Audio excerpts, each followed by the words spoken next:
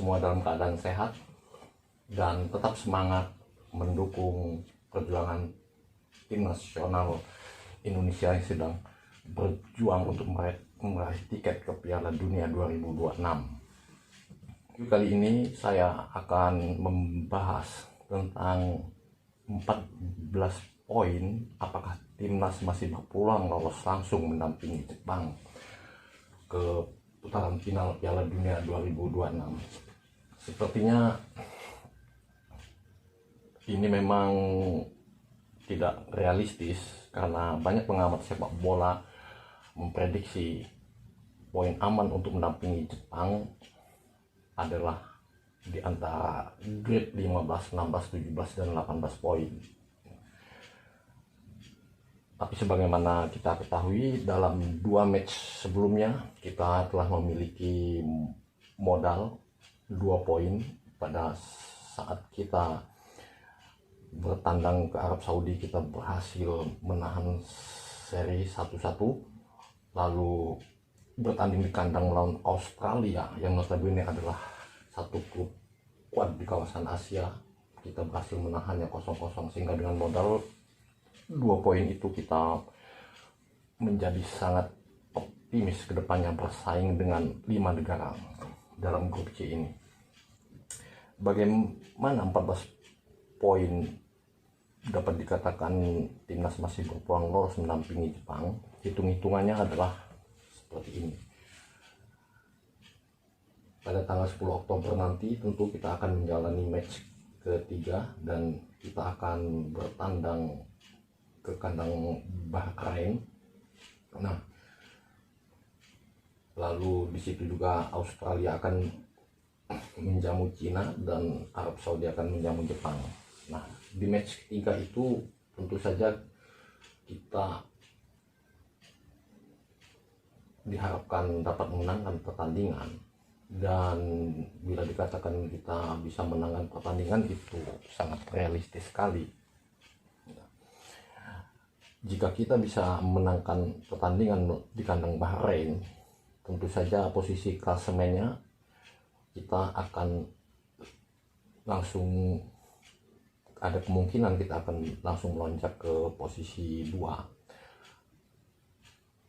Karena diprediksi di match ketiga nanti Australia akan tentu saja menang menghadapi Cina karena Australia bermain di kandang.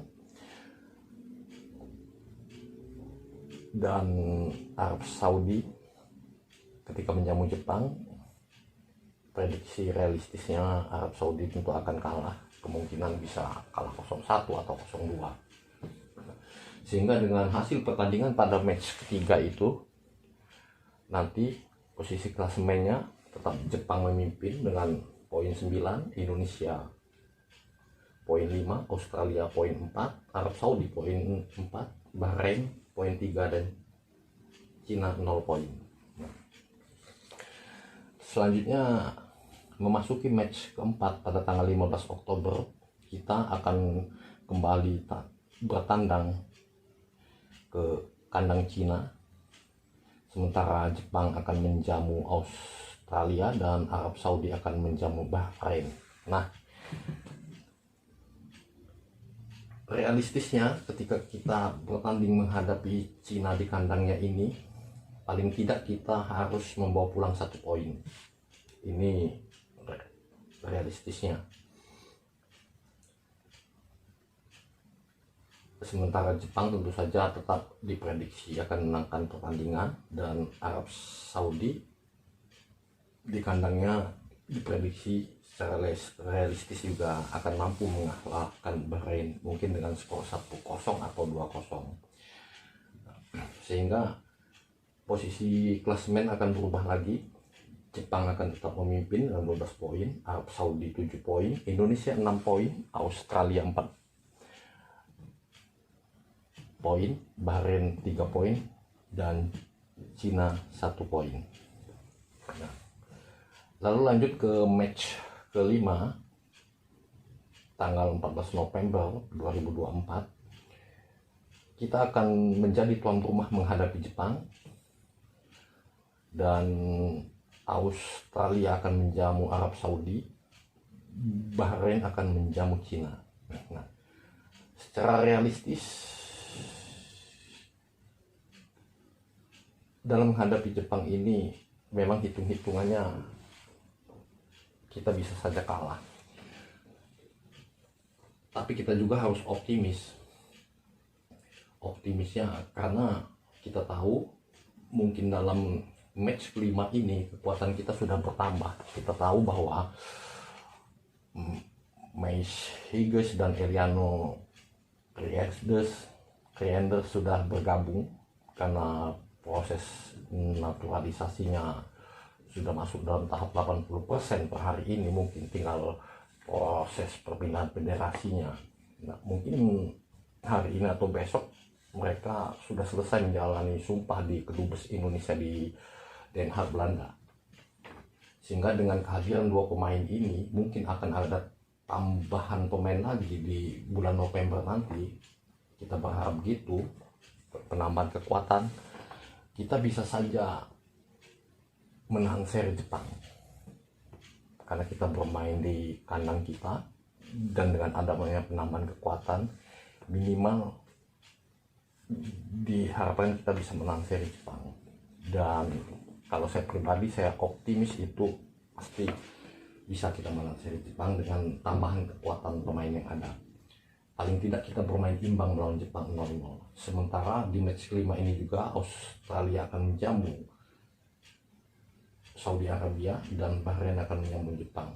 Nah, di match kelima ini saya pribadi, ini pendapat saya, menurut pandangan saya, Australia dan Arab Saudi akan bermain imbang walaupun itu di kandang Australia.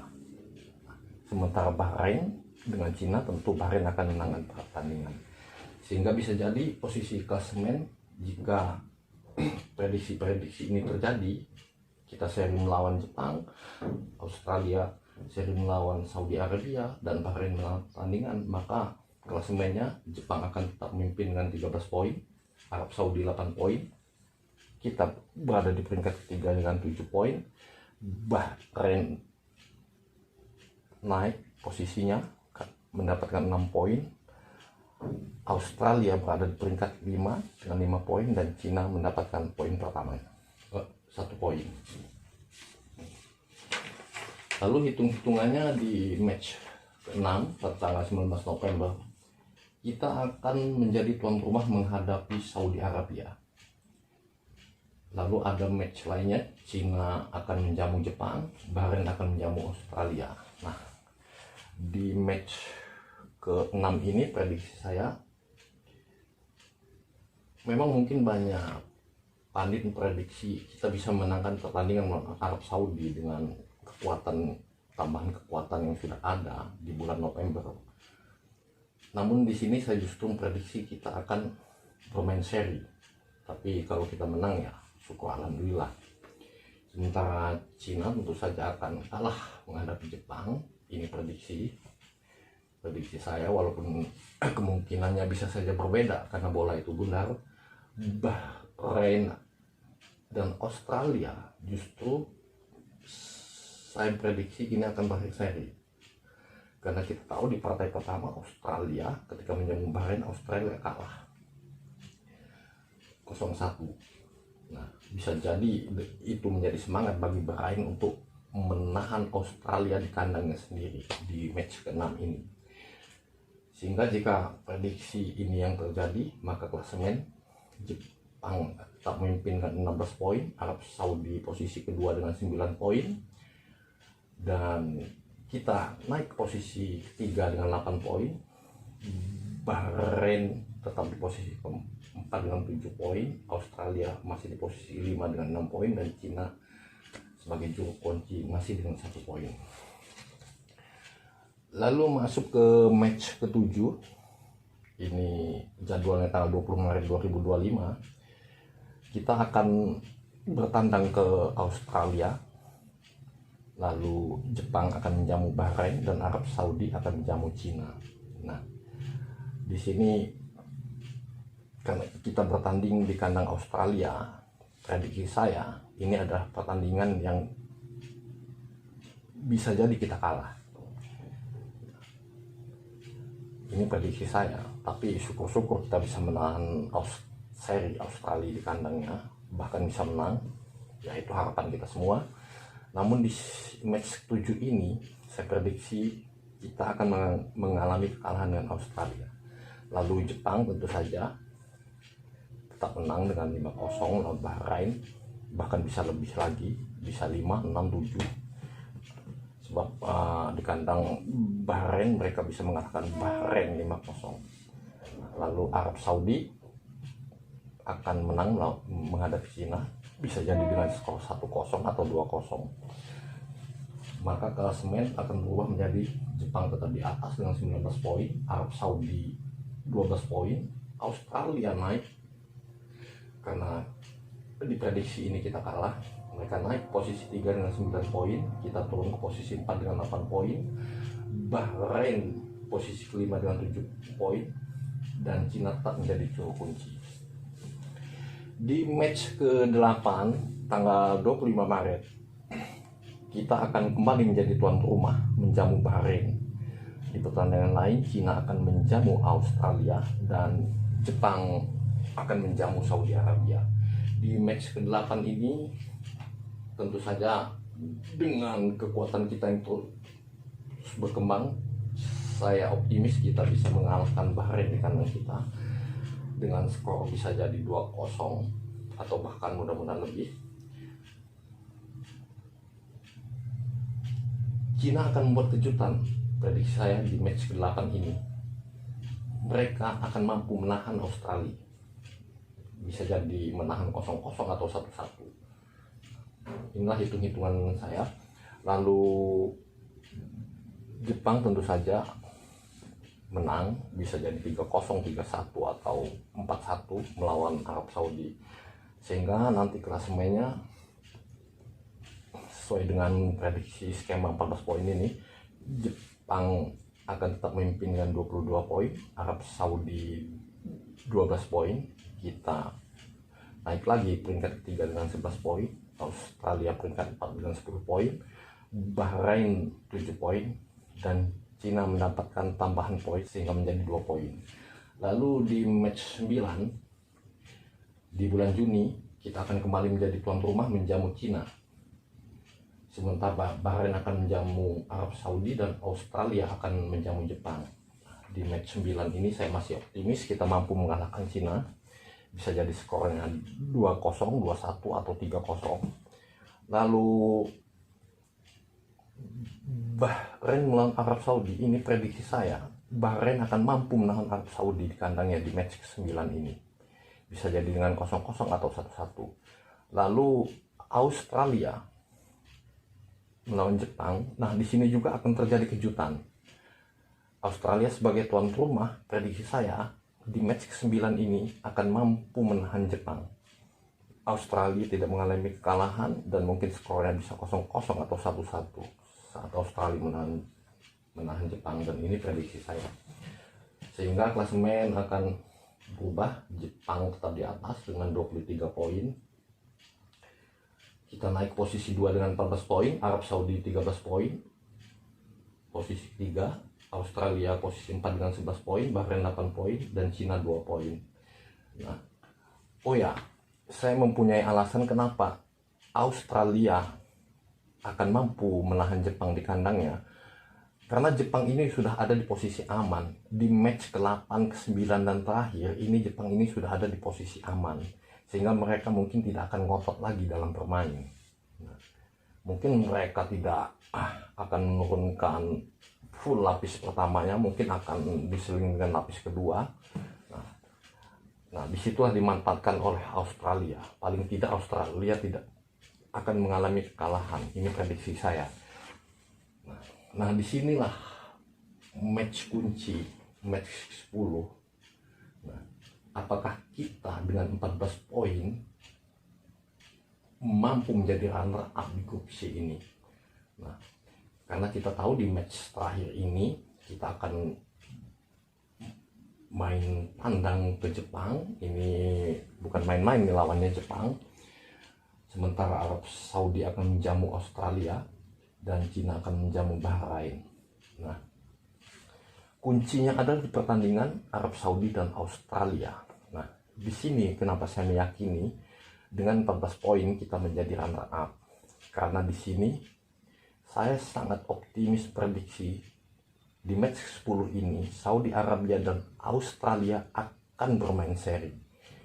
Keduanya akan bermain sama-sama ngotot, akan bermain dengan full menyerang. Nah, justru ketika sama-sama ngotot ingin menang itu, saya optimis justru mereka akan bermain seri. Nah, disinilah kita manfaatkan pertandingan antara Saudi Arabia dan Australia ini, walaupun pada akhirnya kita akan kalah melawan Jepang.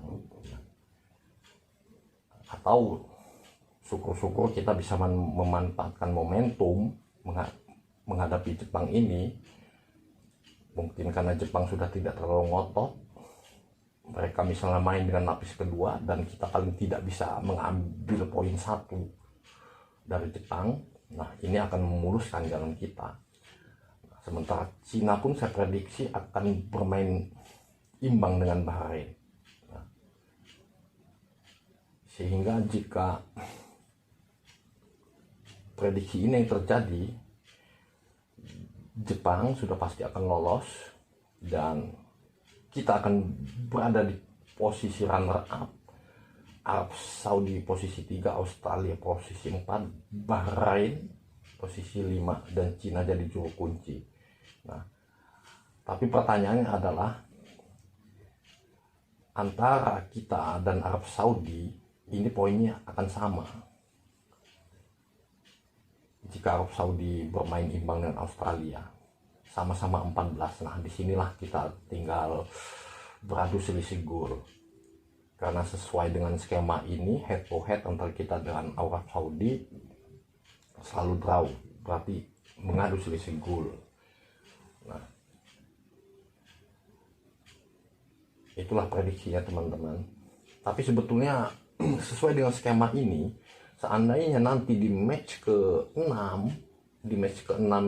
ini saya prediksi kita bermain seri di kandang kita. Nah, seandainya menang, ya sudahlah, mulus gitu, mendampingi Jepang ke Piala Dunia 2026 sebagai runner up. Karena dengan demikian poin kita akan menjadi 16 kalau di match ke-6 ini kita mengalahkan Arab Saudi, dan Arab Saudi menjadi 13. Seandainya di match ke-6 ini kita bisa mengalahkan Arab Saudi, ya apapun yang terjadi di match 10 pertandingan antara Arab Saudi dan Australia itu tidak akan mengaruhi kita lagi, dan semoga itu yang terjadi. Nah,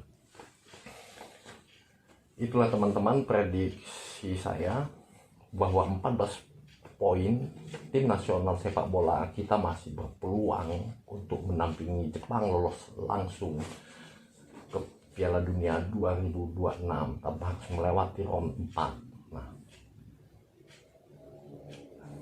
semoga video saya ini ya menjadi data untuk teman-teman yang memang mengikuti terus perkembangan tim nasional sepak bola kita.